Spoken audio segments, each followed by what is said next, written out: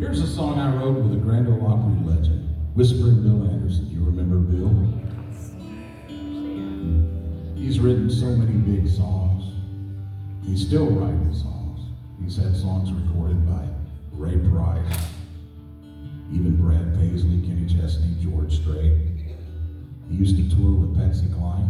He literally came to Nashville in 1959, and he's still writing songs and singing at the Grand Ole Opry. But here's a song we wrote. And this song has been rejected by many, many people. People like Blake Shelton, Kenny Chesney, Joe Nichols. And the reason they rejected it, it's a divorce song, and they didn't want to upset their ex. But John Snyder, Bo Duke, he was going through a divorce, and he didn't care. He recorded it. And I got a text from him from outside the courtroom during his divorce trial. And he said, "Bobby, my future ex, aged her song." He said her divorce attorney actually drilled him on the stand and asked, "How in the world did you write a song like this and release it during a divorce?" And John said, "I didn't write this song. Bill Anderson and Bobby Tomberlin wrote this song." Uh-oh, I'm not in trouble. Let me go ahead and tell you there is a female version of this song too. She always spoke going back to Texas. Then again, she sure did like Key West. Well, heaven only knows where my ex is, but at least she's given my poor old heart some rest. Wherever she is, I hope she stays there. Whoever she's with, he's welcome to my nightmare. It sure is nice, well, it's paradise without her in my hair. Wherever she is, I hope that she stays there. What the stuff you have to go through to write country songs. Well, she told me you ain't nothing like my daddy. She told me how to dress and how to drive.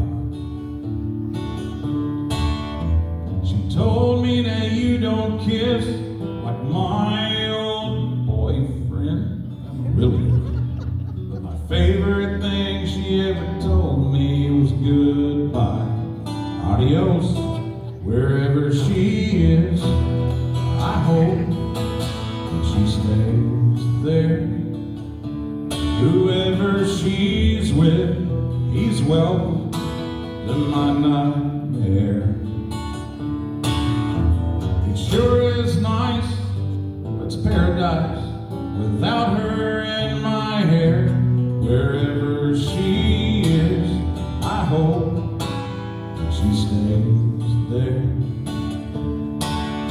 And in case that woman ever gets the urge to find me, I've got a new phone number, a new email, and an unlisted driveway. You know where that line came from? Well, when Bill Anderson moved to Nashville in 1959, his roommate was Roger Miller. You remember Roger? King of the road. Yeah, Amy. You want to get a rope and Amy? Well, Bill and Roger were roommates, barely making it, struggling. And then Roger finally got hit. And he walked up to Bill and he says, "Man, I'm so hot, I need an unlisted driveway." And Bill Anderson remembered that line, and he used it 41 years later in this song. And we always give Roger credit. Do-do-do-do-do. Do-do. Do-do. Do-do-do-do-do. Do-do. Do-do. Well, Timbuktu, Kalamazoo, Saskatoon, I don't care. Wherever she is, I just hope that she stays there. And girl, if you're listening somewhere, please stay there.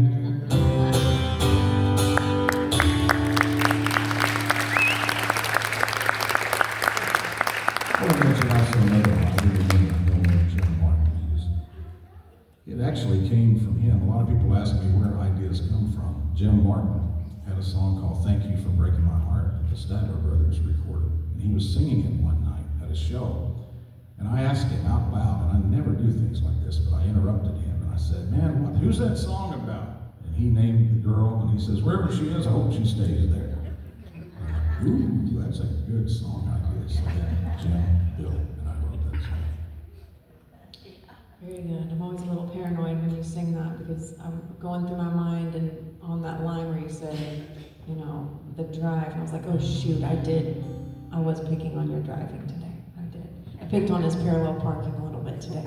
I gotta remember not to do that on show days where he sings that song. Yeah, I mean, just because I intended to parallel park 12 I times. know, I did. I picked at him a little bit, so yeah. You'll get over it. I like that lady. Where is she?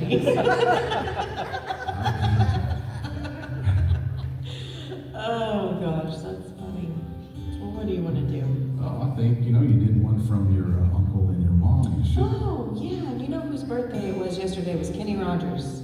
So we should do a Kenny Rogers, Dottie West duet. I think so. Okay. Well, I'll tell the story on this one. It's another accidental duet pairing. I don't know what that is, why that theme keeps happening in my family, but my grandmother and Kenny were not really just trying to be a duet team. It just kind of happened accidentally. So my grandmother was in Nashville recording her next album, and she was in the studio, and she was putting down the vocals, which means the music had already been laid and the keys had been picked. And she looks out the booth, and who does she see? But Kenny Rogers has been, spying on her recording session. So she throws off the headphones and runs out there and hugs his neck, and she's like, Kenny Rogers, I am such a big fan of yours. And names over all of the albums she has of his. And she said, Kenny, and this is maybe late 70s, and I don't know how she hadn't already met him, but she said, I would just love to sing with you sometime. And, like maybe right now. And so the producer said, well, maybe this one you're working on. Maybe Kenny just go in the booth and just kind of try it out. Again, the key had already been picked. So Kenny goes in, and from what I hear, he had to stick his thumbs in his belt loops and rear back on the high notes, but he hit them, and even though they had literally just met and just sang together for the very first time, it went to number one.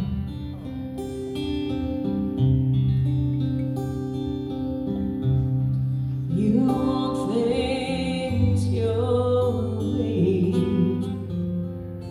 and I want them mine. Now we don't know just where to draw the line, and how can love survive if we keep choosing sides? And who picks up the pieces every time two foes collide? You lay the blame on me, I lay the blame on you. And why do we keep finding faults in everything we do? And how long we keep righting wrongs so cut and dry?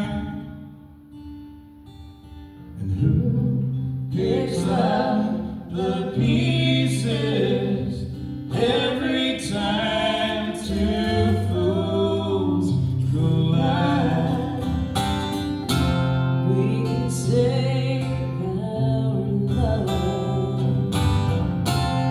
still have the time.